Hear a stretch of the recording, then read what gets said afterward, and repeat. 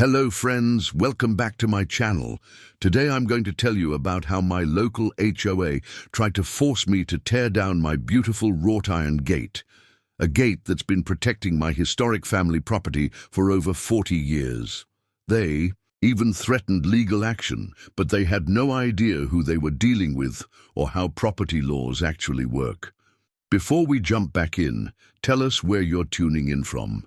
And if this story touches you, make sure you're subscribed, because tomorrow I've saved something extra special for you.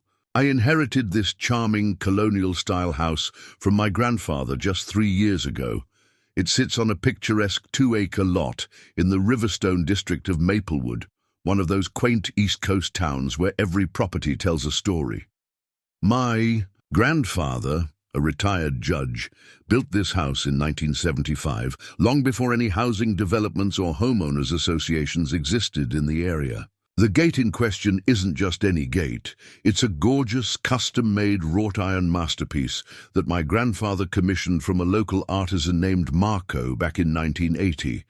It spans the entire front entrance of our circular driveway with intricate designs of maple leaves and vines woven into the metalwork. The gate has always been a landmark in our neighborhood.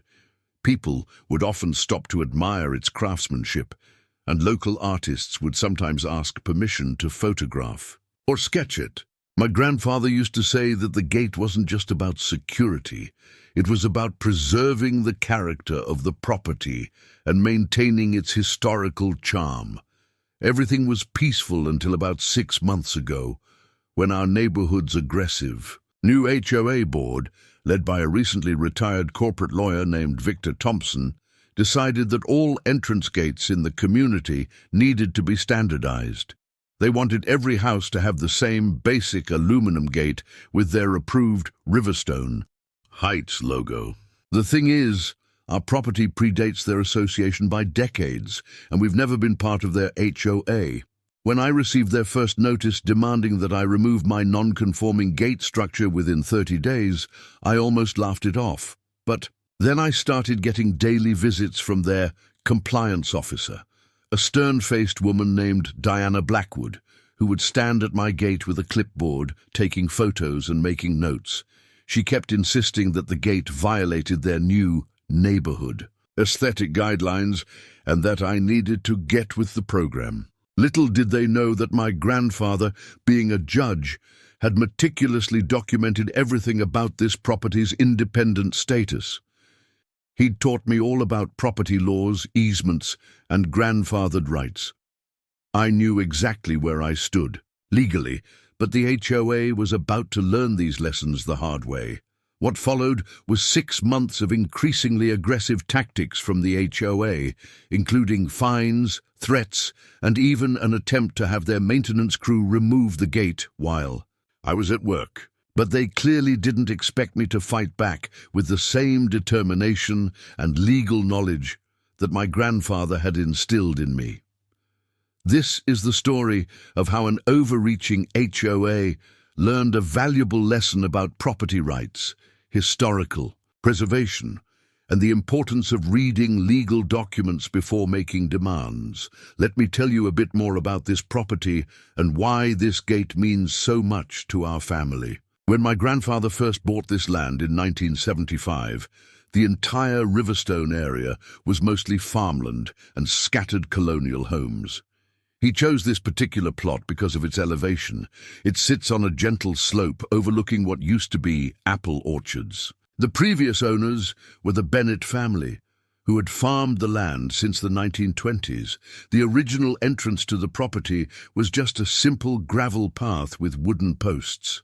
My grandfather, always detail-oriented in his work as a judge, spent months researching architectural styles that would complement the colonial house he planned to build. He wanted everything to be perfect, from the handcrafted crown moldings to the custom-built fireplace. But it was the entrance gate that became his passion project. Let me tell you a bit more about this property and why this gate means so much to our family. When my grandfather first bought this land in 1975, the entire Riverstone area was mostly farmland and scattered colonial homes. He chose this particular plot because of its elevation. It sits on a gentle slope overlooking what used to be apple orchards. The previous owners were the Bennett family, who had farmed the land since the 1920s. The original entrance to the property was just a simple gravel path with wooden posts. My grandfather, always detail-oriented in his work as a judge, spent months researching architectural styles that would complement the colonial house he planned to build. He wanted everything to be perfect, from the handcrafted crown moldings to the custom-built fireplace. But it was the entrance gate that became his passion project. He found Marco, the artisan who would create our gate, at a craftsman's fair in downtown Maplewood. Marco had recently immigrated from Italy and was showcasing some of his metalwork. My grandfather was immediately impressed by the intricate details in Marco's designs. They spent countless evenings at our dining room table, sketching ideas and discussing how to incorporate elements from the property into the gate's design. The construction of the gate itself took almost 6 months. Marco insisted on doing everything by hand, from bending each piece of wrought iron to carefully welding the decorative elements. He incorporated maple leaves into the design as a nod to our town's name and added flowing vine patterns that my grandmother had suggested. The gate posts were set deep into the ground with reinforced concrete foundations. My grandfather wanted this gate to last for generations. When the gate was finally installed in 1980, it became something of a local attraction. The Maplewood Gazette even ran a small article about it, praising its craftsmanship and calling it a testament to old-world artistry in our modern times. Marco went on to create several other notable pieces in town, but he always said our gate was his masterpiece. The property itself spans just over 2 acres, with the main house set back about 100 feet from the road. The circular driveway that leads through the gate is lined with mature maple trees that my grandparents planted when they first built the house. Over the years, my grandfather added other touches to complement the gate: custom-made copper lanterns on the gate posts, carefully maintained flower beds on either side, and a small plaque that tells the story of the gate's creation. What makes this situation with the HOA particularly absurd is that our property's independent status isn't just some technicality. It's thoroughly documented. When developers started buying up the surrounding farmland in the late 1990s to create what would become Riverstone Heights, my grandfather foresaw potential issues. He hired a property lawyer and had everything meticulously documented, including the property's historical status and its exemption from any future homeowners associations. I have a whole filing cabinet full of paperwork: the original deed, property, surveys, historical documentation, and even the original sketches for the gate. My grandfather also kept detailed records of every modification and improvement made to the property, including all permits and approvals from the town council. He always said, "Documentation is your best defense against future disputes." The gate has weathered countless storms, including Hurricane Sandy in 2012. While other structures in the neighborhood suffered damage, our gate stood firm, a testament to Marco's craftsmanship and my grandfather's insistence on proper construction. Every spring, I personally maintain it, using the same techniques Marco taught my grandfather, carefully cleaning each decorative element, checking the hinges, and touching up the protective coating that keeps the iron from rusting. Over the years, several real estate developers have tried to buy our property. They've offered significant sums, hoping to incorporate it into their planned communities. But my grandfather always refused, and now I understand why. This isn't just a piece of land with a fancy gate. It's a piece of our family's history, a symbol of craftsmanship and attention to detail that you rarely see anymore. That's why when Victor Thompson and his HOA cronies started making demands about removing our gate, they weren't just asking us to replace a piece of metal. They were asking us to erase a piece of our family's legacy. And that's something I simply couldn't allow. The transformation of our quiet corner of Maplewood began around 2005, when the last of the old farms were sold to Pinnacle Development Corporation. I remember watching from our property as construction crews cleared the land and laid the foundations for what would become Riverstone Heights. They marketed it as a premium planned community with names like The Estates and The Reserve, though ironically they were bulldozing actual historic estates to build their cookie-cutter houses. The Riverstone Heights Homeowners Association was officially formed in 2008. Back then, it was primarily focused on the new development across Willow Creek Road, which separated our property from their planned community. The original HOA board, led by a reasonable woman named Sarah Chen, understood and respected the boundaries between their development and the pre-existing properties like ours. In those early years, the HOA stuck to managing their own communities' affairs, maintaining their clubhouse, organizing community events, and enforcing their rules within their actual jurisdiction. They had their own entrance gate, a modern electronic system with a guardhouse, which they installed about a quarter-mile down from our property. My grandfather occasionally received their newsletters, mistakenly delivered to our address, and we would chuckle at some of their regulations. Approved shades of beige for house paint, standardized mailbox designs, and strict rules about holiday decorations. The dynamic began to shift around 2015 when Pinnacle Development started Phase 2 of their project, building more houses on the last remaining parcels of land around us. Suddenly our property, which had once been surrounded by open fields and old farmhouses, was becoming an island in a sea of identical Mediterranean-style homes. The new houses were nice enough, but they lacked the character and individuality of the older properties in the area. The real changes came in 2022, when Victor Thompson moved into one of the largest houses in Phase 2 and quickly maneuvered his way onto the HOA board. Within 6 months, he had become president, replacing Sarah Chen, who had moved out of state. Victor brought what he called a corporate approach to running the HOA, but what that really meant was aggressive expansion and micromanagement. During one of their monthly meetings, which I later heard about from my neighbor George, who unfortunately bought into the development, Victor announced his vision for community uniformity. He presented a slideshow about property values and neighborhood aesthetics, using terms like visual coherence and community standards. Our gate, apparently, was featured in his presentation as an example of non-conforming structures that diminish neighborhood marketability. Preparing and narrating this story took us a lot of time, so if you are enjoying it, subscribe to our channel. It means a lot to us. Now back to the story. The HOA began sending out new guidelines to everyone in the area, regardless of whether they were actually part of the association or not.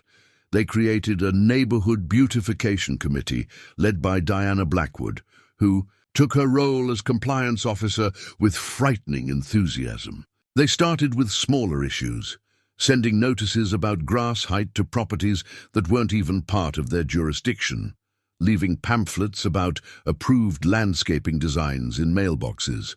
But their real agenda became clear when they hired Bradford and Associates, a consulting firm specializing in community planning and standardization. The firm's report, which they distributed to all nearby properties, recommended removing all non-standard architectural elements to create a cohesive community aesthetic. Our gate was specifically mentioned as a priority item for replacement. What made this situation particularly concerning was how they tried to blur the lines between their actual authority and their desired control.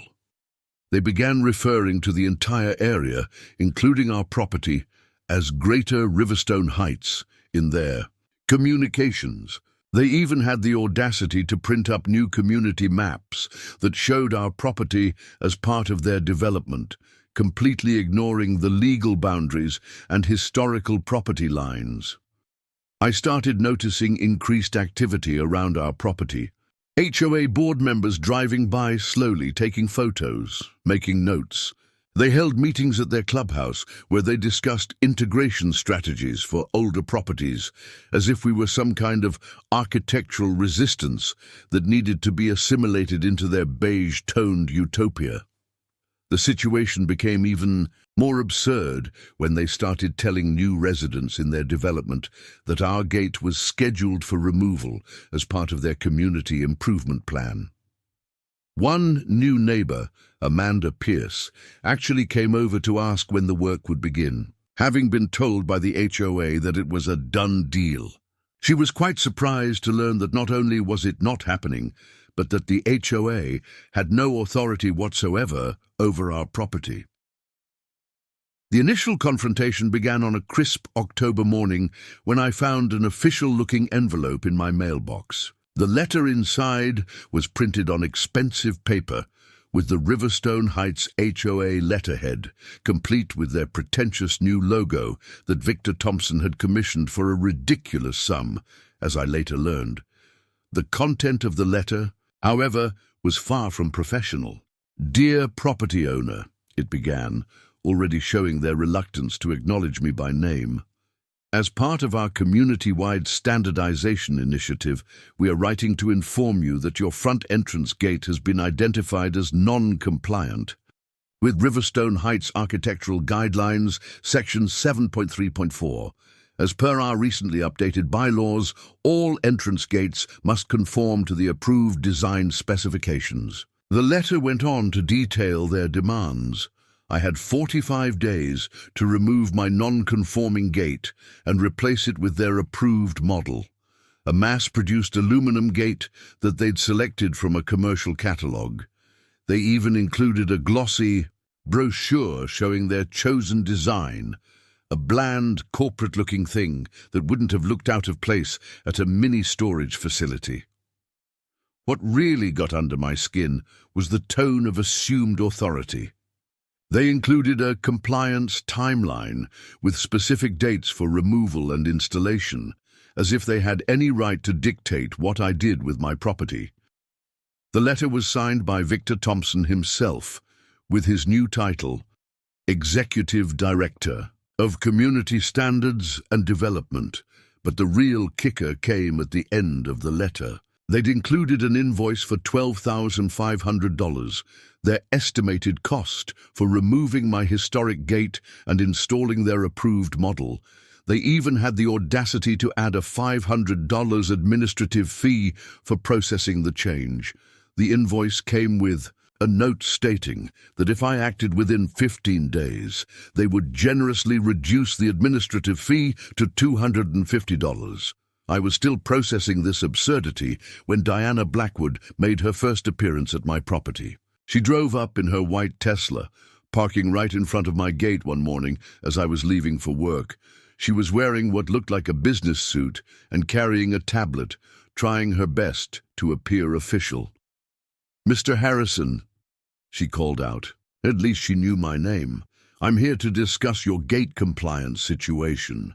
She spoke with that particular kind of condescending sweetness that makes your teeth hurt.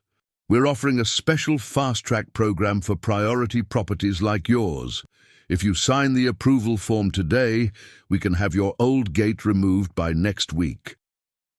When I told her that I had no intention of removing my gate or participating in their program, her sweet demeanor cracked slightly. "You need to understand," she said, her voice taking on a harder edge, "that this isn't a request. The board has determined that all non-conforming gates must be replaced to maintain community standards." I explained, as calmly as I could, that my property predated their development and wasn't subject to their rules. I even offered to show her the documentation, but she waved it off with a dismissive gesture. "Those old papers aren't relevant anymore," she said. "We have new community guidelines that supersede previous arrangements." That's when Victor Thompson himself decided to get involved. He called me that evening. I still don't know how he got my personal number and launched into what I'm sure he thought was an intimidating monologue about property values and community aesthetics. He kept using phrases like inevitable progress and resistance to change, as if he was giving some corporate TED talk rather than trying to bully a homeowner. "Listen," he said, his voice dripping with fake patience. "I understand you have some emotional attachment to that old gate, but times change. We're trying to build something special here, a unified community with consistent standards. Your gate, while charming in its way, simply doesn't fit our vision for Riverstone Heights." When I pointed out that I wasn't part of their HOA and had no obligation to fit their vision, he shifted tactics. "We can make this difficult or easy," he said. "You've seen how property values have risen since we started our standardization program. It would be a shame if your property became known as the neighborhood eyesore." That conversation ended with me hanging up on him.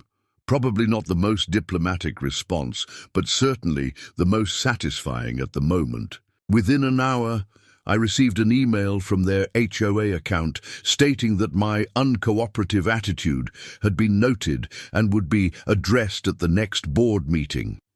After that threatening phone call, I knew I needed to respond officially and firmly to establish my position. I spent the next evening in my grandfather's old study, surrounded by property documents, crafting a response that would make my position crystal clear while maintaining professionalism, something the HOA seemed incapable of doing. I drafted a comprehensive letter, drawing on both my grandfather's meticulous documentation and my own research. The opening paragraph was polite but unequivocal. "Dear Mr. Thompson and members of the Riverstone Heights HOA Board, I am writing in response to your recent communications regarding my property's entrance gate. I must firmly decline your demands and correct several misconceptions about your authority over my property. I included copies of relevant documents, the original property deed from 1975, documentation showing the property's exemption from future HOA oversight, and even historical records proving the gate's installation predated their development by decades. I also attached photographs of the gate from various years, demonstrating its historical significance and consistent maintenance." The letter continued, "My property at 847 Maple Grove Lane is legally independent of the Riverstone Heights HOA. It was established decades before your association's formation and is explicitly exempt from your jurisdiction. Any attempts to enforce your guidelines on my property are both legally unenforceable and inappropriate." I specifically addressed their invoice. "I'm returning your unauthorized invoice for $1,200. Please note that I have not requested any modifications to my property, nor do I authorize any changes to my gate. Any attempt to remove or modify my gate without my explicit permission will be considered vandalism and addressed accordingly through legal channels." To ensure there could be no claim of miscommunication, I sent the letter through certified mail, requiring a signature upon delivery. I also sent copies to their listed legal representative and the town clerk's office, creating an official paper trail. The letter concluded with a clear warning. "Any further attempts to enforce your guidelines on my property or any harassment regarding this matter will result in appropriate legal action." While waiting for their response, I took additional precautions. I installed security cameras covering both the gate and the surrounding area. I also posted clear private property and no trespassing signs, making it impossible for anyone to claim ignorance about the property's status. Their initial response came through Diana Blackwood, who left a voicemail trying to schedule a friendly discussion about alternative solutions. I replied via email, copying the entire board, reiterating that all communication should be in writing and that my position was not open to negotiation. A few days later, I received their official response. It was notably less aggressive than their previous communications, but still attempted to maintain their position. They now claimed they were merely suggesting changes to enhance community harmony and that their invoice was just an estimated cost proposal. They also tried to sweeten the deal by offering to waive all administrative fees if I voluntarily complied with their guidelines. I found it telling that they completely ignored all the legal documentation I had provided. Instead, they focused on emotional appeals about community spirit and property values. They even included testimonials from other homeowners about how happy they were with their standardized gates, though I later learned these homeowners were all board members or their close friends. The most absurd part of their response was a suggestion for a compromise. They would allow me to keep the original gate design if I agreed to paint it their approved shade of beige and add their community logo. This proposal showed just how little they understood or cared about the historical and artistic value of the gate. I decided one more response was necessary to end this back and forth definitively. My second letter was shorter but even more direct. Your latest proposal is declined. My position remains unchanged. Any further attempts to modify or remove my gate will be met with immediate legal action. Please cease all communication regarding this matter unless it is through your legal representative. This direct approach seemed to give them pause, at least temporarily. For about a week, there was silence from the HOA. No more letters, no more visits from Diana Blackwood, no more calls from Victor Thompson. But somehow I knew this wasn't the end. The calm felt more like the eye of a storm than a true resolution. The first real face-to-face confrontation happened on a Saturday morning when I was in my front yard, tending to the flower beds that framed the gate. A black SUV and two other vehicles pulled up, and out stepped Victor Thompson, Diana Blackwood, and three other HOA board members: Robert Finch, their treasurer, Maria Delgado, their secretary, and James Wheeler, their head of architectural compliance. They approached my property like some kind of corporate delegation, all wearing business casual attire on a weekend morning. Victor led the group, carrying a leather portfolio that he probably thought made him look more authoritative. They stopped, just short of my property line, and Victor cleared his throat theatrically. "Mr. Harrison," he began, his voice carrying that practiced tone of condescension, "we've come to discuss this gate situation in person.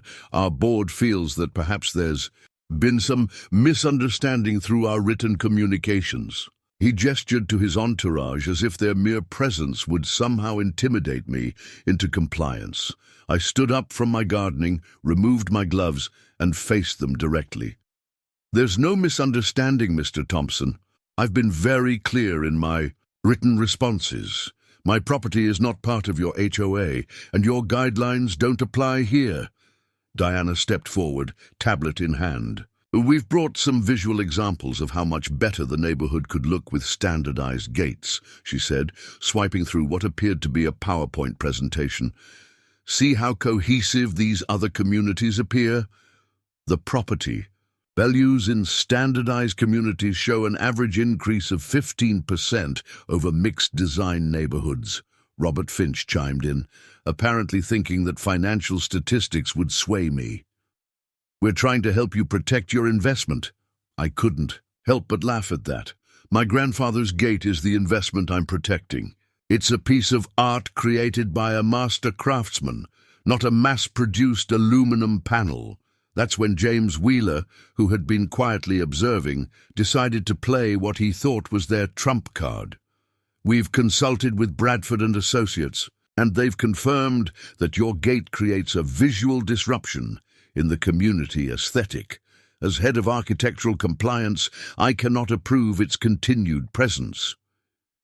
You don't need to approve or disapprove anything about my property, I replied firmly. Your authority ends at your development's boundaries, which, as you can clearly see, don't include my land. Victor's facade of professional courtesy started to crack. You're being unreasonable, he snapped. Every other property owner has complied with our standards. You're the only one standing in the way of complete community uniformity. That's because I'm not part of your community, I emphasized. My property predates your development by decades. I have all the documentation to prove it. Maria Delgado, who had been quietly taking notes on her phone, spoke up. Perhaps we could reach a compromise. We could create a special historical designation within our guidelines. There's nothing to compromise about, I interrupted. You have no authority here, period. This conversation is over unless you have something new to add. Victor's face reddened. This attitude of yours is going to cause problems, he said, his tone now openly threatening. We have ways of dealing with non-compliant properties. The board has a substantial legal fund, and we're not afraid to use it. I met his gaze steadily. Are you threatening me with legal action because I won't let you remove my private property? Please, go ahead. I'd be very interested to see how you explain that to a judge. We'll see about that, Victor sputtered, turning on his heel. The board will be discussing next steps at our emergency meeting this evening. Don't be surprised if you receive communication from our attorneys. As they retreated to their vehicles, I could hear them muttering among themselves about difficult residents and necessary measures. Diana Blackwood lingered behind for a moment, giving my gate one last disapproving look before joining the others. I watched them drive away, knowing this confrontation had just escalated the situation significantly. They had shown their true colors. They weren't interested in community improvement or property values. This was about control, pure and simple. After that confrontational meeting, I knew I needed professional advice to prepare for whatever the HOA might try next. I reached out to my old college friend Rachel Martinez, who had become a successful property rights attorney in the city. She agreed to meet me for coffee at a local cafe, away from the prying eyes of the HOA board members who seemed to be constantly driving by my house. Rachel listened intently as I explained the situation, occasionally taking notes and nodding. When I finished showing her all the documentation, the original property deed, the historical records, and the recent threatening communications from the HOA, she sat back with a knowing smile. They don't have a legal leg to stand on, she said, scanning through the HOA's latest letter. This is actually a textbook case of HOA overreach. I've dealt with similar situations before, but they usually back off once they realize they have no jurisdiction. Rachel explained that my grandfather's foresight in documenting everything had put me in an extremely strong position. These property documents are crystal clear, she said, holding up the original deed. Your land is explicitly excluded from their jurisdiction. They can't force you to join their HOA, and they certainly can't make you remove a structure that predates their existence. She was particularly interested in Victor Thompson's verbal threats during our confrontation. Keep documenting everything, she advised. Every interaction, every letter, every drive-by. If they're threatening legal action over a gate they have no authority over, they're the ones who could end up in trouble. Rachel spent the next hour outlining potential scenarios and how to handle them. They might try to claim your gate violates some local ordinance, she explained. I've seen HOAs do this before. They try to use city regulations as a backdoor when their own rules don't apply. But I've already checked, and your gate complies with all local building codes and historical preservation guidelines. She helped me prepare a legal strategy just in case. First, we'll send them a formal cease and desist letter, she said, drafting notes on her legal pad. It needs to be crystal clear that any attempt to modify or remove your gate will result in immediate legal action. We'll cite specific statutes about property rights and unauthorized modification of historical structures. What really concerned Rachel was the HOA's pattern of harassment. These repeated visits, the unauthorized notices, the threats. It's all building a case but not the one they think, she explained. They're actually creating a paper trail of harassment that could work against them if this goes to court. She advised me to invest in additional security measures. Get cameras. With night vision, she suggested. Based on what you've told me about their aggressive stance, I wouldn't put it past them to try something underhanded. We need to be prepared for every possibility. Rachel also recommended I reach out to the local historical society. Your gate isn't just a boundary marker, she said. It's a piece of local architectural history. Having the historical society's support could add another layer of protection. She made a few calls right there and arranged for a representative to come document the gate's historical significance. Before we finished our meeting, Rachel gave me her direct number and said to call her immediately if the HOA tried anything. Don't engage with them directly anymore, she advised. If they show up again, tell them all communication needs to go through your legal representative. That usually makes them think twice about their actions. As we were leaving the cafe, Rachel shared one last piece of advice that stuck with me. Remember, they're counting on you feeling isolated and pressured. That's how HOAs typically operate. They try to wear people down, but you're in a much stronger position than they are. They have no authority over your property, and any action they take against your gate would be illegal. Don't let them intimidate you. On my drive home, I felt much more confident about handling whatever the HOA might try next. Rachel's legal expertise had confirmed what I already knew. I was completely within my rights to protect my property and my grandfather's legacy. Now I just had to wait and see what Victor Thompson's next move would be. The HOA's first real attempt at intimidation began about a week after my meeting with Rachel. It started with a barrage of official-looking notices, each more ridiculous than the last. Every morning, I'd find a new violation notice in my mailbox, printed on their expensive letterhead with Victor Thompson's signature prominently displayed at the bottom. The first notice claimed my gate violated their community aesthetic ordinance and imposed a $500 fine. The next day, another notice arrived, citing a violation of their architectural harmony guidelines, another $500. By the end of the week, they had invented violations I'm sure they were making up on the spot. Non-conforming decorative elements, $750, unauthorized historical features, $1,000, and my personal favorite, willful disruption of community visual cohesion, $2,500. Each notice included increasingly threatening language about escalating penalties and enforcement actions.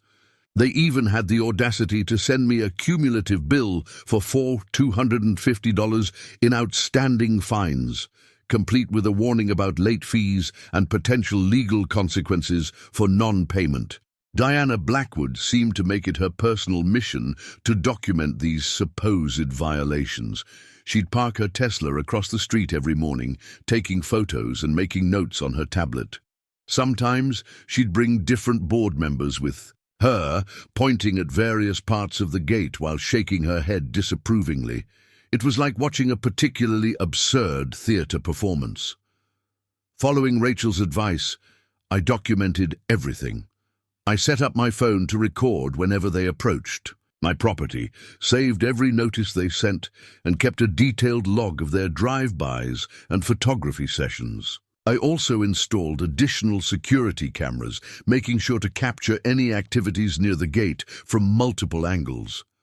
The situation took an even more bizarre turn when they started sending what they called community awareness bulletins to all the nearby houses. These bulletins featured photos of my gate with captions like "example of non-compliant architecture" and "property requiring standardization." They even included a mock-up of what my entrance would look like with their approved gate design. a hideous Photoshop job that made my beautiful property look like the entrance to a strip mall. One morning, I found a stack of flyers on my doorstep. Apparently, they had been distributed throughout the neighborhood. The flyers showed before and after photos of other properties that had successfully transitioned to their approved designs, with my gate featured under the pending compliance section. They were clearly trying to turn my neighbors against me.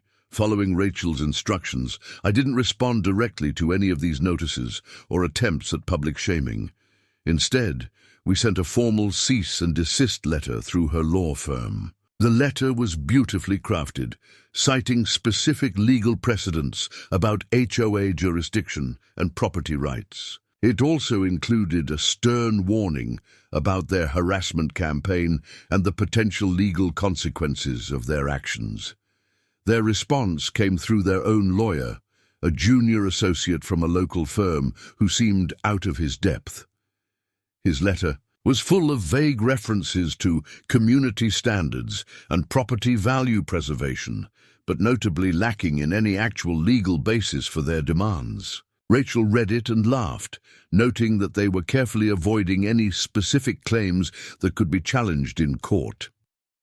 The HOA's campaign of harassment temporarily subsided after receiving our legal response, but Victor Thompson wasn't done yet.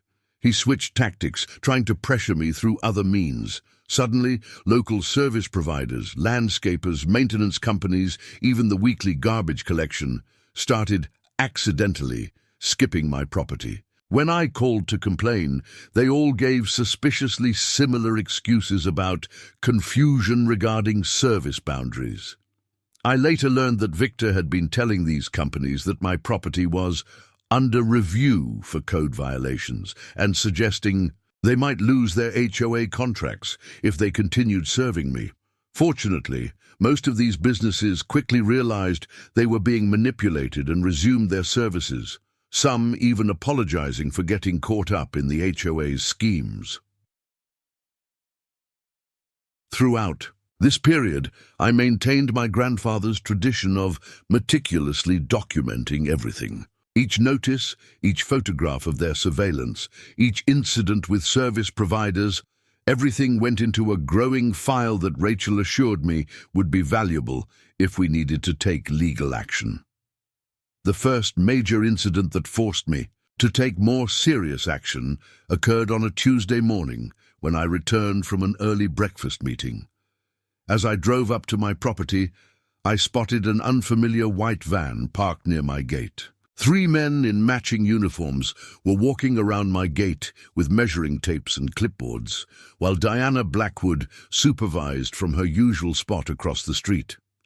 I immediately pulled out my phone and started recording as I approached them. "Excuse me, what exactly do you think you're doing on my property?" I called out. The workers looked up, startled, while Diana quickly got out of her car and clicked across the street in her designer heels. "Mr. Harrison," she said with that artificial sweetness of hers, "these gentlemen are from Superior Gate Solutions. They're just taking some preliminary measurements for the upcoming replacement project." She spoke as if this was the most natural thing in the world, as if they had every right to be there. "What replacement project?" I demanded, though I already knew exactly what game they were playing. "I never authorized any measurements or replacement of my gate." One of the workers, looking increasingly uncomfortable, spoke up. "Ma'am," he said, turning to Diana, "you told us the homeowner had approved this survey. You said you had signed documentation." Diana's face flushed slightly, but she maintained her composure. "The HOA board has approved the standardization project," she said smoothly. "We have all the necessary authorizations." "Show them," I demanded. "Show them your supposed authorization to modify my private property." Diana fumbled with her tablet for a moment before saying, "The documents are back at the office, but I assure you—" "Get off my property," I interrupted firmly. "All of you, now, and you." I turned to the workers. "I suggest you ask for better documentation before trespassing on private property in the future." The workers, now clearly aware they'd been misled, quickly packed up their equipment and headed back to their van. As they left, I heard one of them say, "This isn't what we signed up for." Diana stood her ground, though. "You're making this much more difficult than it needs to be," she said, her sweet facade cracking. "The board has already allocated the funds for your gate replacement. We have a schedule to maintain." I pulled out my phone again and called Rachel, putting her on speaker. "Rachel, I have Diana Blackwood from the HOA here. She just sent contractors to measure my gate for replacement without my authorization. Would you like to explain to her the legal implications of that action?" Rachel's clear, professional voice rang out. "Ms. Blackwood, this is Rachel Martinez, Mr. Harrison's attorney. What you're doing could be considered attempted vandalism and unauthorized modification of private property. Would you like me to explain the potential criminal charges, or would you prefer to leave the property immediately?" Diana's face went from flushed to pale. Without another word, she turned and walked quickly back to her Tesla. As she drove away, I caught her making a phone call, no doubt to Victor Thompson. Sure enough, within an hour, I received an email from the HOA board claiming there had been a misunderstanding about the survey. They claimed it was merely a community-wide assessment of architectural features and that no modifications had been planned without homeowner consent. It was a transparent attempt to cover their tracks. Rachel advised me to file a police report about the incident, even though no actual damage had been done. "We need to establish a pattern of behavior," she explained. "If they try something like this again, we'll have documentation of their previous attempts." I spent the rest of that morning installing additional security cameras and "no trespassing" signs around my property. I also sent a formal letter to Superior Gate Solutions, explaining that they had been misled by the HOA and warning them against any future unauthorized work on my property. The incident marked a clear escalation in the choice tactics. They had moved from harassment and intimidation to actual attempted modification of my property. It was becoming clear that Victor Thompson and his board were willing to go to extraordinary lengths to get their way. After the surveyor incident, I knew I needed to strengthen my security measures. That weekend, I invested in a comprehensive security system that would protect not just the gate, but my entire property. My friend Kevin, who runs a local security company, came over to help me set everything up properly. "These are top of the line. Motion-activated cameras," Kevin explained, as we installed them at strategic points around the property. "They'll record in HD, even at night, and send alerts directly to your phone if anyone approaches the gate or fence line. We placed cameras to cover every possible angle, making sure there were no blind spots where someone could approach undetected. I also added solar-powered security lights around the gate area and installed a doorbell camera at my front door. Kevin even suggested adding some discrete cameras that looked like ordinary landscape lights. These would be our backup system if anyone tried to tamper with the more visible cameras. "Look," Kevin said as he finished programming the system, "I've dealt with HOAs before. They can get pretty creative when they're determined. These cameras will catch everything, but you might want to add some physical deterrents too." Following his advice, I reinforced the gate's hinges and added a secondary locking system that would be much harder to tamper with. The security upgrades proved their worth almost immediately. The system caught Diana Blackwood making another early morning visit to photograph the gate, but this time she brought someone with her, a locksmith. They didn't attempt anything, but their presence and the locksmith's tool bag made their intentions pretty clear. The footage showed them discussing something while pointing at the gate's locks, though they left quickly when the security lights activated. I also started noticing some strange occurrences. Items would go missing from my front yard, garden tools left out overnight, decorative planters, even a vintage weather vane that had been mounted near the gate. The cameras caught several. nighttime visitors examining the gate, though they were careful to stay just at the edge of my property line. One particularly concerning incident happened late one evening. The security system alerted me to movement near the gate, and the footage showed two men in dark clothing attempting to spray paint something on my gate. Thanks to the bright security lights and alarm system, they ran off before causing any damage, but it was clear that the harassment was escalating. I documented every incident meticulously, following Rachel's advice. Each security camera clip, every suspicious visit, all the missing items, everything went into a growing file of evidence. I also noticed that Diana's Tesla was now making regular appearances on my security footage, usually driving by slowly several times a day.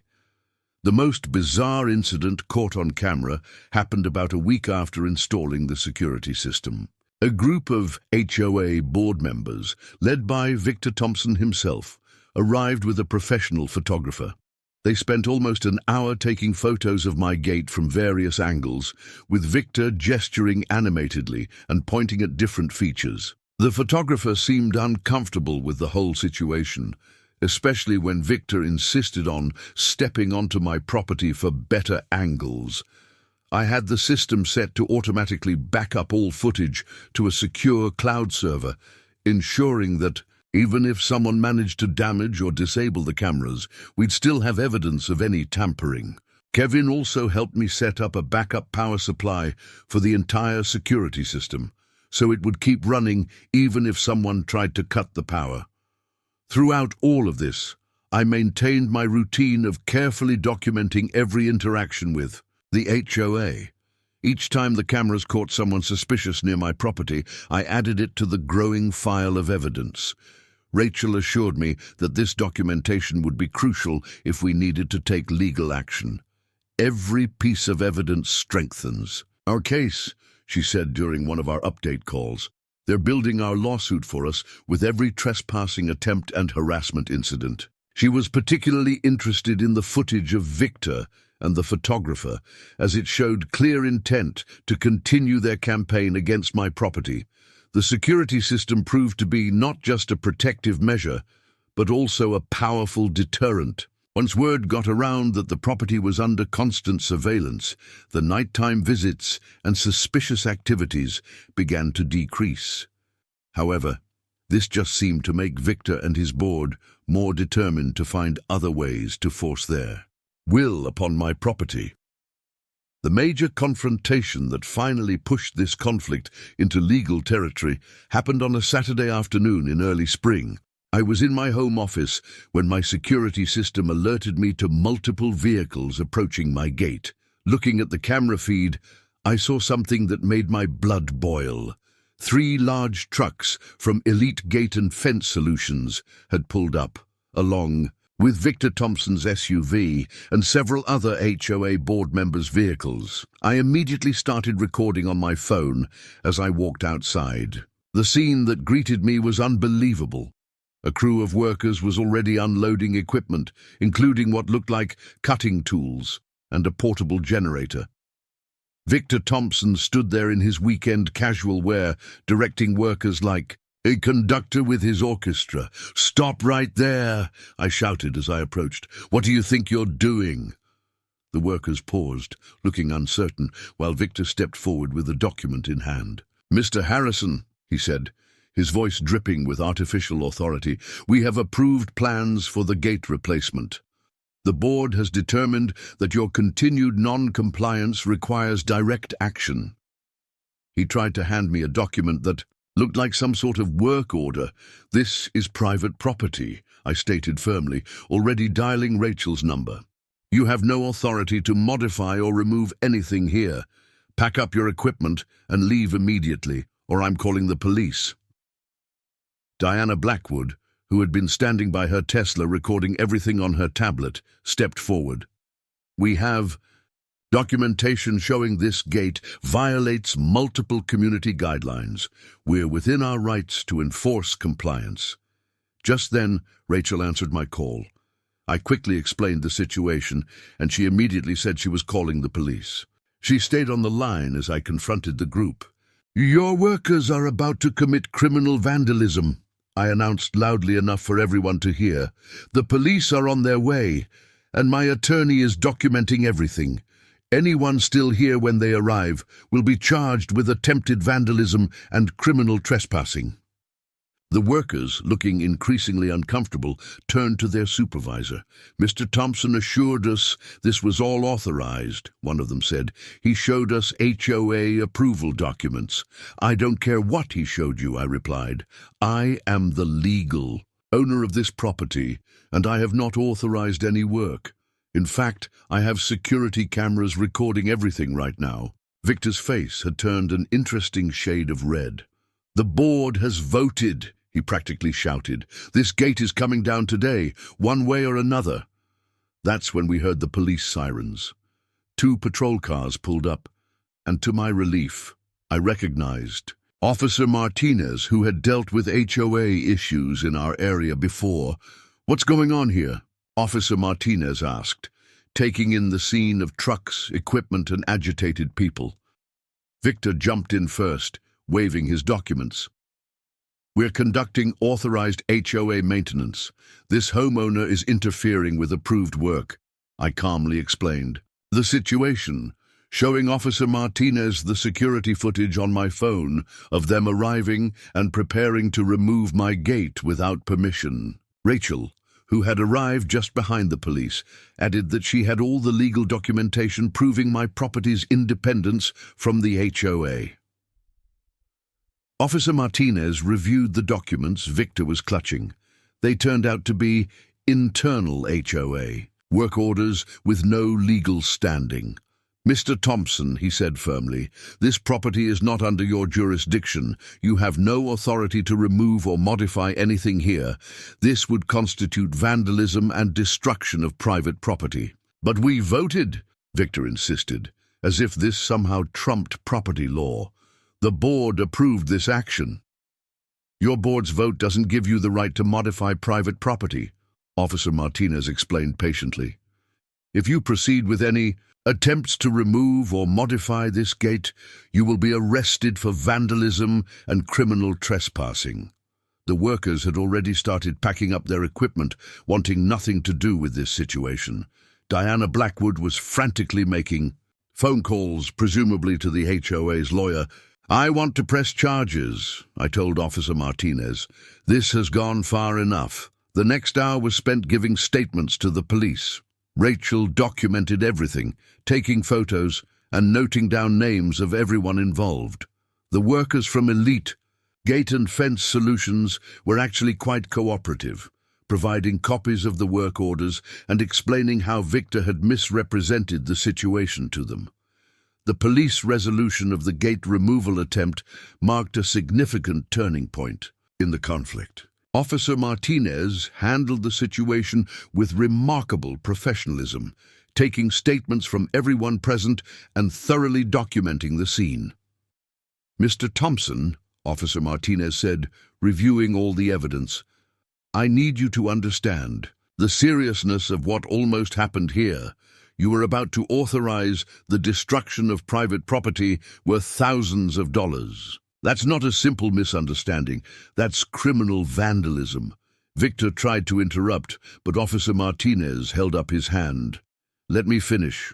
I've reviewed Mr. Harrison's property documentation and previous incident reports. This property is clearly not under HOA jurisdiction. Your work orders and board votes have no legal standing here." Diana Blackwood attempted to interject with something about community standards, but Officer Martinez cut her off too.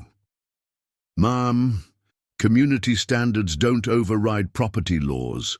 You can't vote to modify someone else's private property, regardless of how many board members agree." The workers from Elite Gate and Fence Solutions provided written statements explaining how Victor had misled them. According to their foreman, Mark Stevens, they had been told this was a routine HOA maintenance job with full homeowner approval.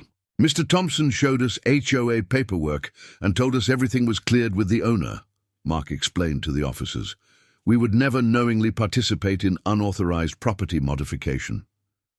He then turned to me and apologized personally, handing me his business card and offering to be a witness if needed. Rachel, who had been documenting everything, pulled me aside. "This is exactly what we needed," she said quietly. "Their attempt to physically remove the gate gives us clear grounds for legal action. We can now file for a restraining order against the HOA board members and seek damages for harassment." Officer Martinez spent another hour taking photographs and completing his report. He was particularly interested in my security camera footage, which clearly showed Victor directing the workers to prepare for gate removal. "This is pretty clear-cut," he said, reviewing the footage. "They came prepared to remove your property without authorization." The most satisfying moment came when Officer Martinez addressed the entire group. "Here's what's going to happen," he announced. "Everyone is going to leave this property immediately. Mr. Thompson, Ms. Blackwood, and the other HOA board members present will be named in the police report for attempted vandalism and criminal trespassing. Mr. Harrison has the right to press charges, and given the documented history of harassment, I would strongly advise against any further attempts to modify this property." Victor, his face still flushed with anger and embarrassment, tried one last time to assert his authority. "This is a community matter," he insisted. "The police shouldn't be involved in HOA business. This stopped being an HOA matter the moment you tried to destroy private property," Officer Martinez replied firmly. "Consider this your final warning. Any further attempts to modify or remove Mr. Harrison's gate will result in immediate arrests." As the trucks and HOA members finally departed, Rachel stayed behind to help me document everything for our legal case. "This is a game changer," she explained. "Their actions today prove they were willing to destroy your property, despite knowing they had no legal right to do so. We can now file for immediate injunctive relief to prevent any further attempts." Officer Martinez provided me with a case number and his direct contact information before leaving. "Call immediately if they try anything else," he advised. "And make sure to keep those security cameras running. Documentation is your best friend in situations like this." The entire incident had lasted about 3 hours, but its implications would prove to be far-reaching. As I watched the last police say, "Car drive away," I knew this confrontation had fundamentally changed the dynamic between me and the HOA. They had finally crossed a line that couldn't be ignored or explained away as a misunderstanding. After the first police incident over the attempted gate removal, I thought the HOA might finally back down. Instead, Victor Thompson decided to try one final desperate tactic. He called the police on me. This time, however, his plan would backfire spectacularly. It happened on a quiet Sunday afternoon. I was in my garden, maintaining the flower beds, around the gate when 2 police cruisers pulled up. To my relief, Officer Martinez was one of the responding officers, along with a newer officer I hadn't met before. "Mr. Harrison," Officer Martinez said, approaching with a knowing look, "we received a rather interesting call from your HOA. They're claiming you've illegally modified your gate to block emergency vehicle access and that it poses an immediate safety hazard to the community." I couldn't help but laugh. "The same gate that's been here for over 40 years.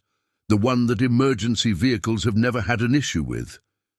Victor Thompson and Diana Blackwood arrived moments later, followed by several other HOA board members in their vehicles.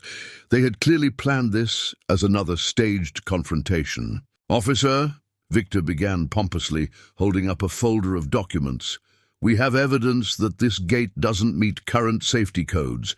As HOA president, I have a responsibility to ensure community safety." Officer Martinez, maintaining his professionalism, despite the obvious absurdity, asked to see this evidence. Victor proudly presented what turned out to be a set of HOA guidelines, not actual safety codes, along with some poorly photoshopped pictures suggesting my gate was narrower than it actually was. "Mr. Thompson," Officer Martinez said, his Patience, wearing thin. Did you not learn anything from our last interaction? This property is not under your jurisdiction, and filing false police reports is a serious offense. Diana tried to interject with her tablet, showing some measurements they'd taken from the street.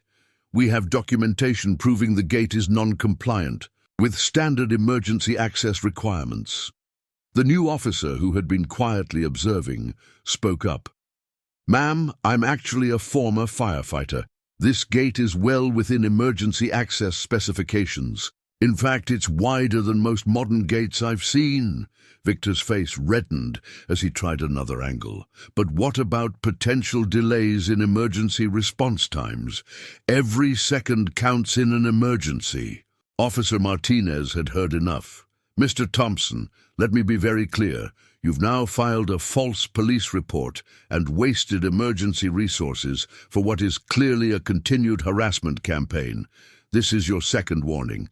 The next time we have to come out here because of your HOA's actions, someone will be leaving in handcuffs. The newer officer added, We've checked the town records. This gate has been here since 1980, has all proper permits, and has never once caused an emergency access issue. Filing false reports about public safety concerns is a serious matter. Victor's composure finally cracked. This is outrageous. We're trying to protect the community. He can't just ignore safety regulations. The only one ignoring regulations here is you, Officer Martinez replied firmly. You're ignoring property laws, filing false reports, and continuing to harass a property owner despite multiple warnings. The officers took statements from everyone present and documented the false report. They also reviewed my security camera footage, which showed Victor and Diana measuring the gate from the street earlier that day, clearly planning this latest confrontation. As the HOA members finally departed, Officer Martinez stayed behind to give me some advice. Document everything, he said. They're building a pretty solid harassment case against themselves, and don't hesitate to call us if they try anything else. Rachel, who I'd called during the incident, arrived just as the police were leaving. After reviewing what had happened, she was actually pleased. They just handed us exactly what we needed, she explained. Filing a false police report about safety violations, that's going to look terrible when we present our case.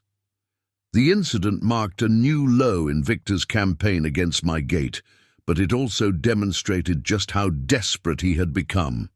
His attempts to use public safety as a weapon had failed spectacularly, and now he had added filing a false police report to his growing list of questionable actions. The situation with the HOA became even more complicated when I received news that my aunt in Seattle had suffered a serious fall and needed help. As her closest relative who could assist, I had to travel back and forth between states to help coordinate her care and rehabilitation. This presented a new challenge: how to protect my property while I was away for extended periods. I couldn't just leave my historic gate undefended, especially knowing how far Victor Thompson and his HOA cronies were willing to go. Thankfully, my neighbor Marcus Rodriguez, who had also been dealing with HOA harassment over his classic fence, offered to help. Don't worry about it, Marcus assured me. I work from home, and I have a clear view of your gate from my office window. I'll keep an eye on things while you're gone. His offer was a godsend, but I still needed additional security measures. Called Kevin from the security company to upgrade my system even further. We'll add cellular backup to all the cameras, he explained while installing the new equipment. Even if they try to cut your internet or power, you'll still get alerts and footage straight to your phone. I'm also adding motion sensors with instant notification. Rachel helped me prepare a legal document authorizing Marcus to act on my behalf if any issues arose while I was away. This gives him the legal right to contact police or other authorities if the HOA tries anything, she explained. It also shows we're taking reasonable precautions to protect your property. The first incident happened just 3 days after I left for Seattle. My phone buzzed with a security alert at 7:30 a.m. The footage showed Diana Blackwood and two unfamiliar men examining my gate with measuring tools. Marcus, true to his word, was already out there confronting them. "I have legal authorization to represent Mr. Harrison," I heard Marcus say in the footage, holding up the document Rachel had prepared. "You need to leave this property immediately." Diana tried to argue, but Marcus stood his ground, reminding her about the recent police warnings. Over the next few weeks, Marcus reported several suspicious activities. One night, the cameras caught someone trying to attach some kind of notice directly to the gate. Marcus went out with his flashlight and scared them off. Another time, a truck from a different gate company drove by slowly, taking photos, but left quickly when Marcus walked out to his driveway. Kevin monitored the security system remotely, making sure everything was working properly. "They tried to jam the Wi-Fi signal once," he told me during one of our check-in calls, "but the cellular backup kicked in immediately. We got everything on camera." The most serious incident occurred when I was in Seattle for a particularly long stay. Victor Thompson apparently thought my absence was the perfect opportunity to make another attempt at the gate. Marcus called me immediately when he saw a group of HOA board members approaching my property with what looked like official documents. "They're claiming they have some kind of emergency authorization," Marcus reported over the phone. "Something about community safety regulations requiring immediate modification of the gate." I immediately conference called Rachel, who authorized Marcus to call the police if necessary. Through my security cameras, I watched as Victor tried to present Marcus with what appeared to be some sort of official-looking document. "This is a notice of emergency action," Victor's voice came clearly through the camera's audio. "The HOA board has determined that this gate poses an immediate safety risk and must be modified without delay." Marcus, staying remarkably calm, replied, "Mr. Thompson, we both know that's not a legal document. The police have already addressed your false safety claims. Would you like me to call them again?" The mention of police involvement made Victor hesitate. After a few more minutes of blustering about community standards and safety regulations, he and his group finally left. But it was clear they were testing the waters, looking for any weakness they could exploit while I was away. Throughout my recovery, I had to make several more trips to Seattle. Each time, Marcus, Kevin, and Rachel worked together to ensure my property was protected. Their dedication was incredible.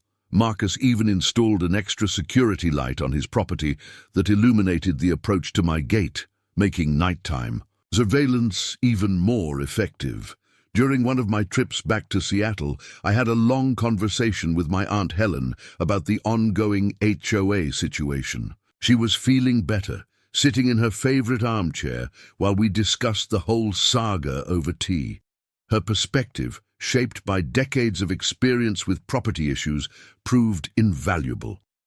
"You know," she said, adjusting her reading glasses, "this reminds me of something your grandfather dealt with back in the 70s, before he even commissioned that gate.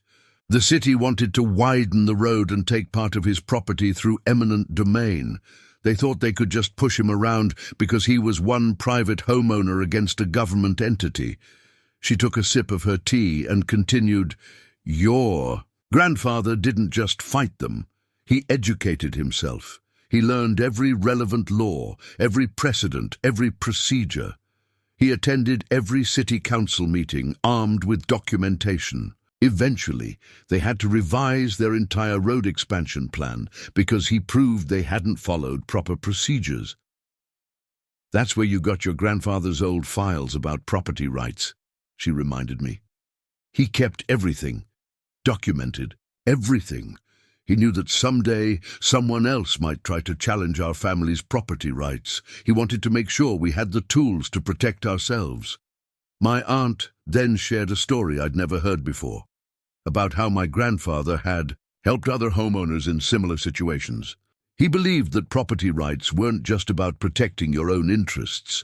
They were about maintaining the character and history of a community. That gate wasn't just about security or aesthetics. It was about preserving something meaningful for future generations. She pulled out an old photo album, showing me pictures of the property from before the gate was installed. "Look at these," she said, pointing to various shots of the original entrance. "Your grandfather spent months researching different designs, talking to craftsmen, making sure whatever he built would stand the test of time, both physically and legally. The HOA probably thinks you're just being stubborn," she mused, "but they don't understand what that gate represents. It's not just about property rights, it's about respecting history, craftsmanship, and the right to maintain your own piece of the world the way you see fit." Her words reminded me of something else my grandfather used to say. "Good fences make good neighbors, but only if both sides respect the boundary." The HOA's constant attempts to override my property rights weren't just about the gate anymore. They were challenging the very principles my grandfather had fought to protect. Aunt Helen then shared her own experience with the neighborhood association in Seattle during the 1990s. They tried to force everyone to paint their houses from an approved color palette, she recalled. Several of us homeowners formed a coalition and fought back. We proved that their color restrictions couldn't be applied retroactively to existing homes. Sometimes you have to stand your ground, not just for yourself, but for everyone who might face similar battles in the future. She pulled out some old legal documents my grandfather had kept, showing me his detailed notes in the margins. "See how thorough he was," she said. "He didn't just save the documents, he studied them, understood them, used them to protect what he'd built. That's your inheritance, not just the property and the gate, but the knowledge of how to protect them." Before I left that evening, Aunt Helen gave me a folder of old photographs and documents she'd kept, including some original sketches of the gate design and correspondence with Marco, the artisan who created it. "Add these to your documentation," she advised. "The more history you can show, the stronger your position becomes." Her parting words stuck with me. "Remember, you're not just fighting an HOA, you're protecting a piece of family history. Your grandfather knew that someday someone might try to erase what he built. That's why he left us so well prepared. Use everything he taught us, everything he left us. Stand your ground, but do it smart. Do it right, just like he would have." The internal conflict within the HOA began to surface dramatically during their monthly meeting in May. I wasn't present, but several residents, including Jennifer Wu and James Mitchell, kept me informed about the growing discord among the members. The meeting started with Victor Thompson attempting to justify the HOA's actions. Regarding my gate, he presented a PowerPoint showing their legal expenses over the past 6 months, trying to frame them as necessary costs for maintaining community standards. However, his presentation backfired when Robert Finch, the treasurer, interrupted with some uncomfortable questions. "Mr. Thompson," Robert began, standing up in front of the gathered residents, "could you explain why we've spent over $15,000 in legal consultations and enforcement actions against a property that isn't even part of our HOA?" The room fell silent. As Robert projected his own financial breakdown on the screen, Diana Blackwood tried to intervene, claiming these were necessary expenditures for community improvement. But several homeowners demanded more specific explanations. Lisa Patel, the real estate agent, stood up with a stack of papers in hand. "I've been tracking property values in our area," she announced. "The HOA's aggressive tactics and negative publicity are actually starting to affect home sales." 3 potential buyers backed out last month after hearing about the ongoing gate controversy. The meeting descended into chaos when James Mitchell revealed that Victor had never obtained proper board approval for many of the legal expenses. "He's been operating unilaterally," James explained, holding up copies of unauthorized expenditure reports. Most of these actions were never put to a proper vote. Victor's face turned red as he tried to maintain control of the meeting. "These are executive decisions within my authority as board president," he insisted, but his voice lacked its usual confidence. Several board members exchanged concerned looks. Maria Delgado, who had been taking minutes, spoke up next. "I've reviewed our bylaws," she said quietly. "The president doesn't have authority to approve legal actions exceeding $5,000 without a full board vote. Several of these expenses clearly cross that threshold." The revelation that Victor had been exceeding his authority sent shockwaves through the community. Homeowners began demanding access to complete financial records, wanting to know exactly how their dues had been spent on this campaign against my gate. Jennifer Wu, who had been documenting everything, later told me that several residents started talking about the possibility of a recall vote. "People are angry," she explained. "They didn't sign up for their dues to be spent on harassing non-HOA properties." The meeting reached its climax when Elena Rodriguez, a retired attorney and new resident, stood up to speak. "I've reviewed all the documentation," she announced. "Not only were these actions unauthorized, but they've exposed our HOA to significant legal liability. If Mr. Harrison decides to sue, we could be looking at substantial damages." Victor tried to adjourn the meeting, but the residents refused to leave until they'd established an emergency financial review committee. Robert Finch was appointed to lead the audit with strict instructions to examine every expense related to the gate controversy. Diana Blackwood, seeing the tide turning, attempted to distance herself from the decisions. "I was just following board directives," she claimed, but several residents reminded her of her enthusiastic participation in the harassment campaign. The meeting ended with the board voting to immediately suspend all actions related to non-HOA properties pending a full financial and legal review. Victor Thompson stormed out before the vote was even complete, with Diana hurrying after him. In the days following the meeting, I received several apologetic emails from board members who had finally realized the extent of Victor's overreach. The newly formed audit committee requested copies of all the notices and fines the HOA had sent, me wanting to document every unauthorized action. The afternoon Victor Thompson finally admitted defeat was surprisingly anticlimactic. It was a cool autumn day, and I was trimming the ornamental bushes near my gate when his black SUV pulled up to my driveway. This time, he was alone. No Diana Blackwood, no other board members, no cameras or tablets in sight. He sat in his car for several minutes, seemingly gathering his thoughts before finally stepping out. Gone was his usual aggressive stance and corporate demeanor. Instead, he looked tired, almost deflated as he walked toward me. "Mr. Harrison," he began, his voice lacking its usual condescension, "I've come to inform you that the HOA board has voted to cease all actions regarding your gate." He paused, shifting uncomfortably.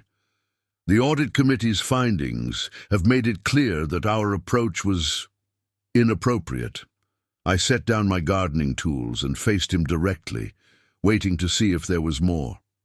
Victor cleared his throat and continued, "The board has also determined that your property's historical status and legal independence from our HOA are well established."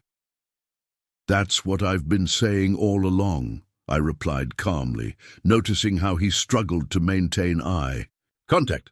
"Yes, well," he fumbled with his words, "we've decided to refocus our efforts on actual HOA properties and concerns. Your gate will no longer be a matter of discussion at our meetings."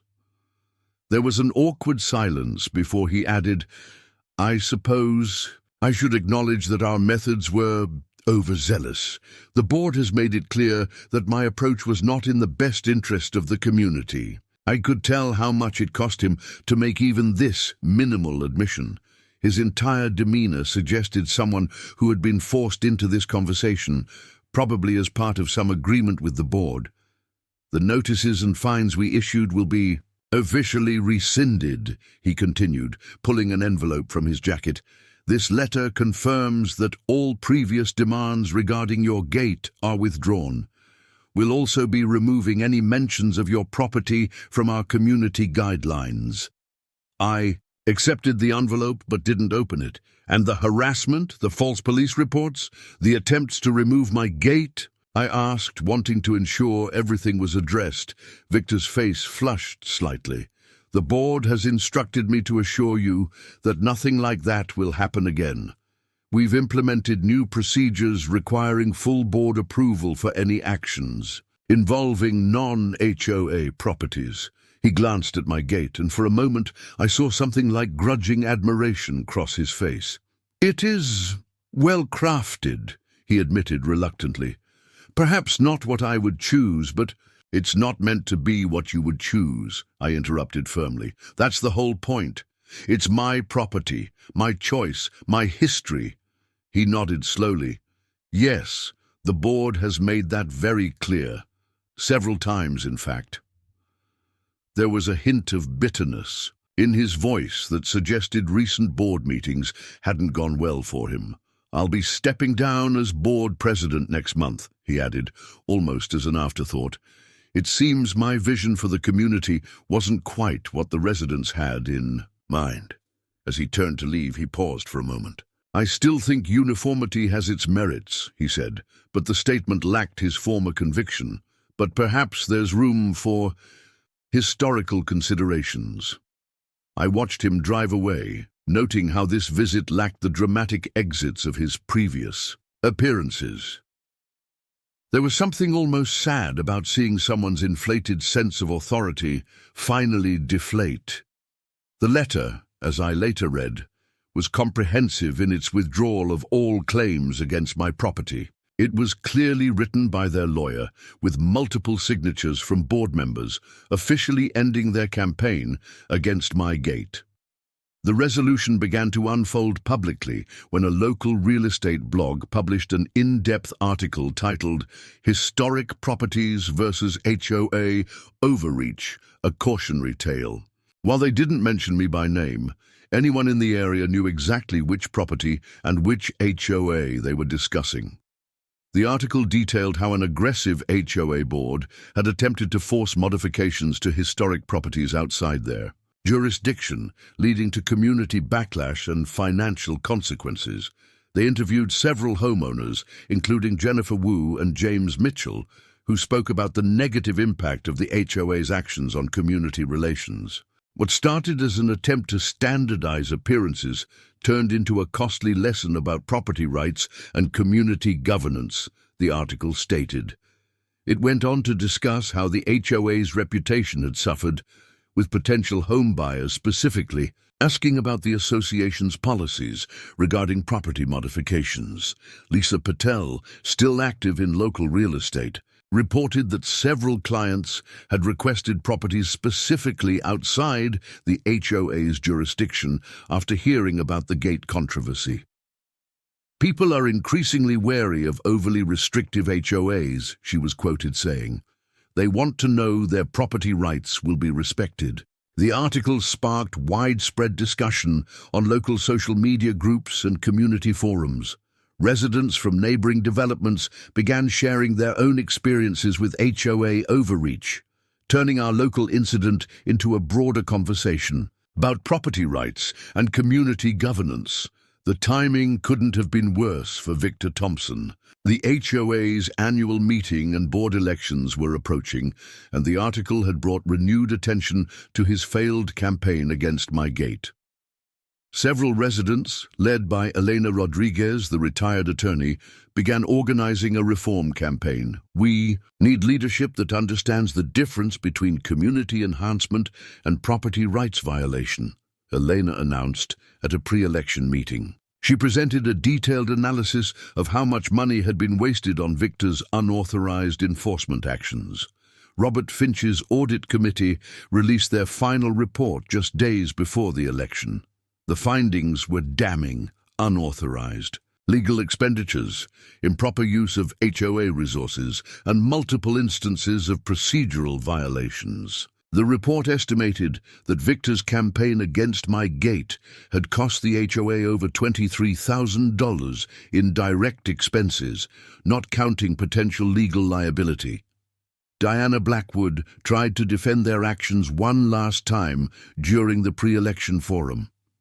"We were trying to maintain property values," she insisted, but her words fell flat as Robert projected a graph showing how property values had actually decreased during the controversy.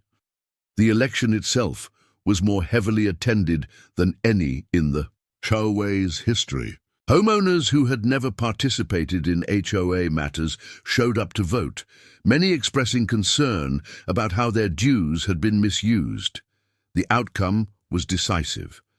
Victor Thompson lost his position as president, receiving only a handful of votes.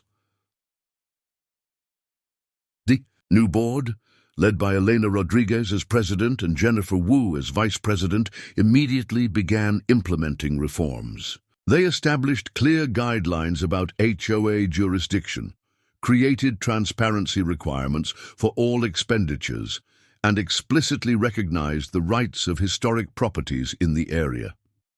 One of their first official acts was to publish a formal apology in the community newsletter, acknowledging the HOA's overreach and promising a new era of respectful community relations. They also initiated a new policy requiring legal review before any enforcement actions against non-member properties.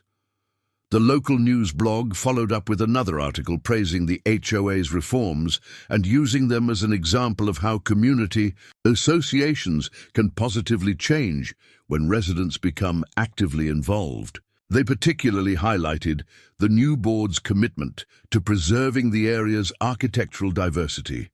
The extent of Victor Thompson's mismanagement became fully apparent when Elena Rodriguez and the new board conducted a thorough review of all HOA finances and activities. The findings were even worse than initially suspected. The audit committee, now with full access to all records, discovered that Victor had been using HOA funds for unauthorized surveillance of my property. He had hired a private security company to monitor my gate and document violations, all without board approval. These unauthorized expenditures alone totaled over $7,500. Even more concerning were the legal consultation fees. Victor had sought opinions from 3 different law firms, shopping around until he found one willing to support his position. He had concealed the first 2 firms' opinions, which had clearly stated that the HOA had no jurisdiction over my property, and only presented the 3rd firm's more ambiguous response to the board. Diana Blackwood's role also came under scrutiny. As compliance officer, she had logged over 120 hours of property monitoring, essentially photographing and documenting my gate, at an hourly rate typically reserved for actual maintenance inspections. The new board discovered she had submitted expense reports for mileage and administrative costs related to her daily drive-bys of my property. During an emergency board meeting, Elena presented the full financial impact between unauthorized legal consultations, surveillance costs, administrative expenses, and Diana's inflated compliance hours. The total waste of HOA funds amounts to $31,475. The room fell silent as she displayed the detailed breakdown on the projector screen. The board was legally obligated to recover these misused funds. They presented Victor and Diana with a choice: repay the unauthorized expenses or face legal action from the HOA itself. Initially, both tried to argue that their actions were within their authority, but the documentation was irrefutable. Robert Finch, who had meticulously tracked every expenditure, presented evidence that Victor had even used HOA funds to pay for the private gate company's survey, the one that had almost led to the unauthorized removal of my gate. The invoice had been deliberately mislabeled as Community Maintenance Assessment. The new board voted unanimously to demand repayment. They gave Victor and Diana 30 days to either repay the funds or agree to a payment plan. Victor initially threatened to fight the decision, but when Elena reminded him that the documentation could support criminal charges for misuse of HOA funds, he quickly changed his tune. Diana attempted to deflect responsibility, claiming she was just following Victor's orders, but the board held her equally accountable for submitting false expense reports. The evidence showed she had knowingly inflated her hours and created false documentation of violations. In the end, both agreed to repayment plans. Victor would repay $24,000 of the misused funds through monthly installments, while Diana was held responsible for $7,475, the amount she had directly claimed in false expenses and unauthorized surveillance costs. The board also implemented new financial controls to prevent similar abuses in the future. All expenses over $1,000 now required full board approval and documentation. They created an oversight committee specifically tasked with reviewing any enforcement actions to ensure they were within the HOA's legal jurisdiction. Jennifer Wu, as the new vice president, established a property rights committee to review the HOA's guidelines and remove any attempts to claim authority over non-member properties. "We need to be absolutely clear about our jurisdiction," she explained during a community meeting. "No more ambiguous claims about community standards applying to independent properties." The entire episode became a case study in HOA reform. Elena Rodriguez was invited to speak at a regional homeowners association conference about preventing abuse of power and protecting property rights. She used the gate controversy as an example of how HOAs can go wrong when they exceed their authority and ignore legal boundaries. Under Elena Rodriguez's leadership, the HOA underwent a complete transformation. The new board's first major initiative was to create a community heritage preservation program, which explicitly recognized and celebrated the architectural diversity of the area, including properties like mine that predated the development. Jennifer Wu led the effort to rewrite the HOA's guidelines, removing all references to non-member properties and clarifying the association's actual jurisdiction.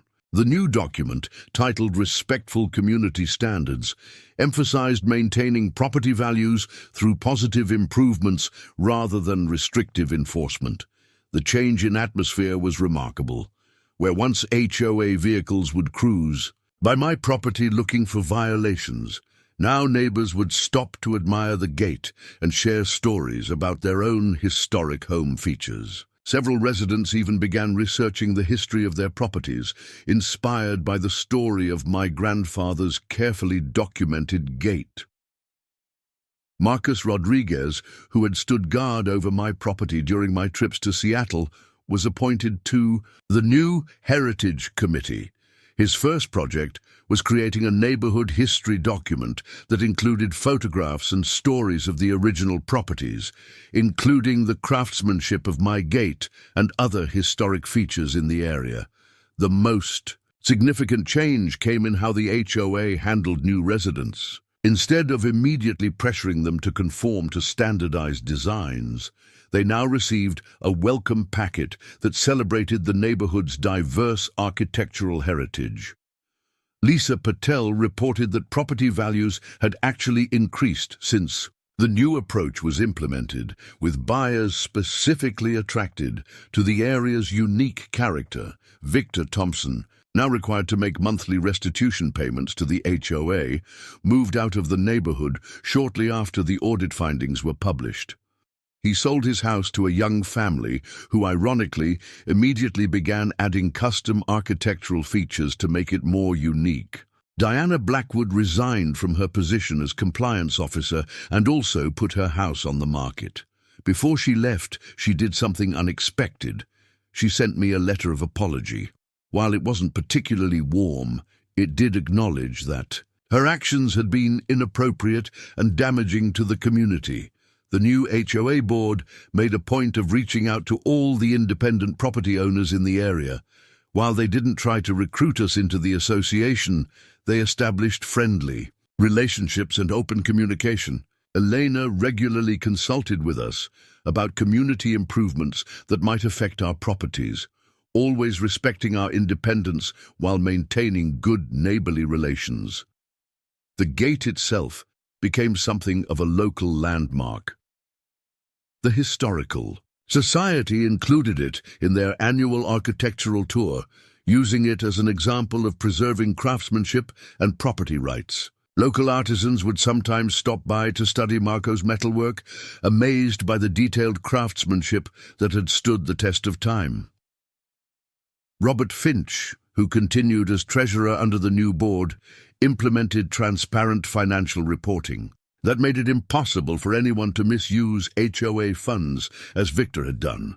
Monthly financial statements were now posted online for all members to review, with clear categorization of all expenses. The community newsletter, once filled with violation notices and stern reminders about compliance, now featured articles celebrating the neighborhood's diverse architecture and history.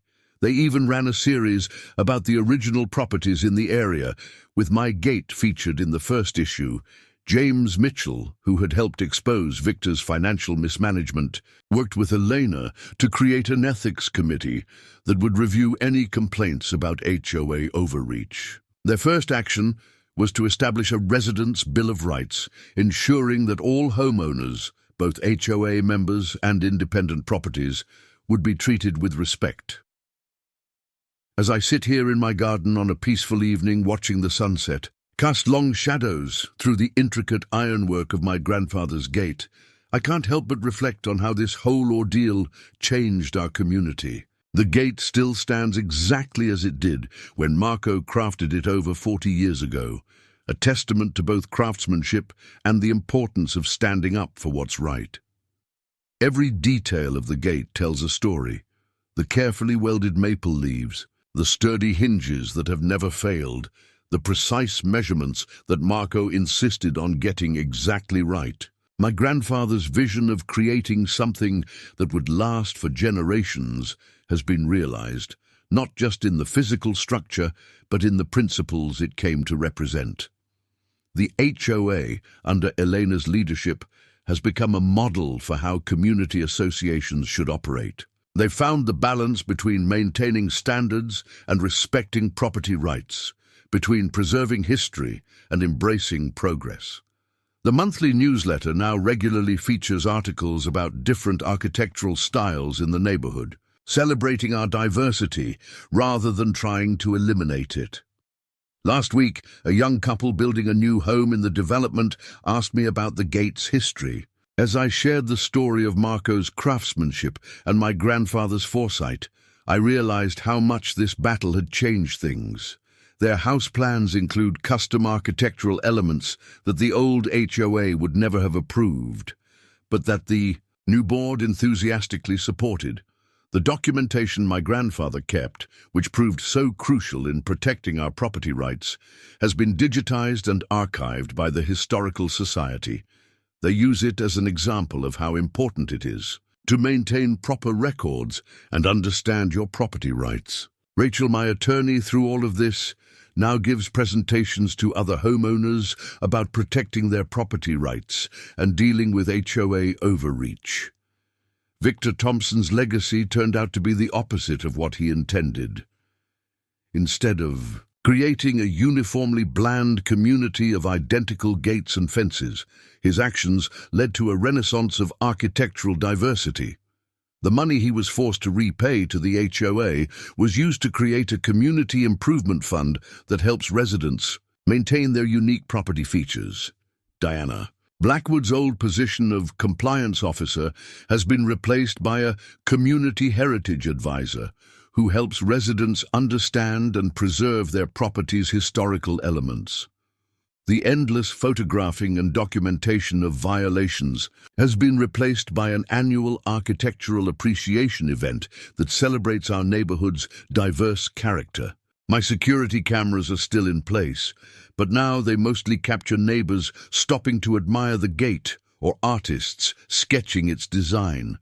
Marcus still keeps an eye out when I'm away, though now it's more from friendship than necessity.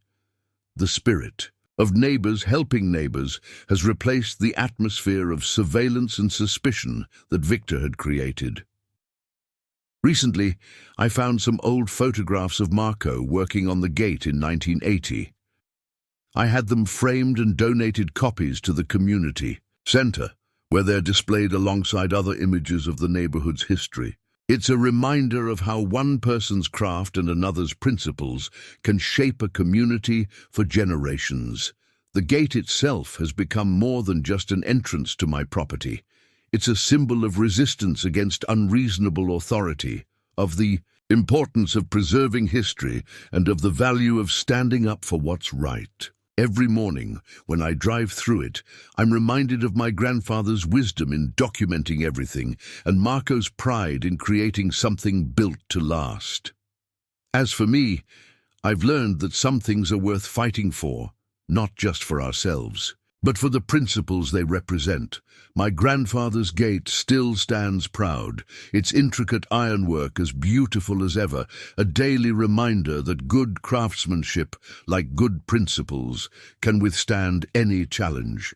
The maple leaves in the ironwork catch the last rays of sunlight, casting familiar shadows across my driveway. The gate still opens and closes as smoothly as it did the day Marco installed it, and I know it will continue to do so for generations to come, not just as an entrance to my property, but as a testament to the importance of preserving our history and protecting our rights. Friends, thank you for letting me share this story with you. Remember, whether it's a historic gate or any other property right, some things are worth protecting, not just for ourselves, but for all those who might face similar challenges in the future. See you in the next video. While I understand that the story had a natural conclusion in part 22, I'll create a bonus part that provides some additional perspective on the long-term impact of this incident. A few months after everything settled down, I received an unexpected letter from a law firm in Seattle. Initially, I was concerned it might be some new challenge to my property rights, but it turned out to be something entirely different. The letter was from a group of homeowners who had read about my story online and wanted my help with their own HOA situation. Their case was remarkably similar, an overzealous HOA trying to force historic properties to conform to modern standards. They asked if I would be willing to share my documentation and experience to help them protect their properties. After consulting with Rachel, I agreed to help. This led to something unexpected. I started receiving requests from property owners across the country facing similar situations. Elena suggested we create a resource packet that included copies of our documentation, legal strategies, and lessons learned from our experience. The packet, which we called Protecting Property Rights, a Homeowner's Guide, became surprisingly popular among property rights advocates. Rachel began offering workshops for homeowners dealing with HOA overreach, using our case as a primary example. She would often bring me in as a guest speaker to share first-hand experience. What started as a local conflict over my grandfather's gate had evolved into a broader movement for property rights education. The most satisfying outcome came when our story influenced HOA reform legislation at the state level. Elena was invited to testify before a state legislative committee about HOA oversight and homeowner protections. She brought photographs of my gate and documentation of Victor's campaign against it as evidence of why stronger protections were needed. Local real estate agents started using our neighborhood as an example of how HOAs can successfully balance community standards with individual property rights. Lisa Patel created a special presentation for her clients about understanding your property rights, featuring before and after pictures of our community's transformation. The Historical Society took an even greater interest in preserving local architectural heritage. They established a grant program to help homeowners maintain historic property features, inspired partly by the craftsmanship of my gate. Several other historic properties in the area received assistance in documenting and preserving their unique architectural elements. Marcus Rodriguez, still active on the Heritage Committee, organized a series of workshops where local craftsmen could share their skills with younger generations. He often used my gate as an example of how traditional craftsmanship could stand the test of time. Some of Marco's original design sketches are now displayed in the community center, alongside other historical documents. Perhaps the most meaningful outcome was a scholarship program established by the new HOA board, named the Community Heritage Scholarship. It provides funding for young people interested in learning traditional crafts and architecture. The first recipient was actually Marco's grandson, who wanted to follow in his grandfather's footsteps as a metalworker.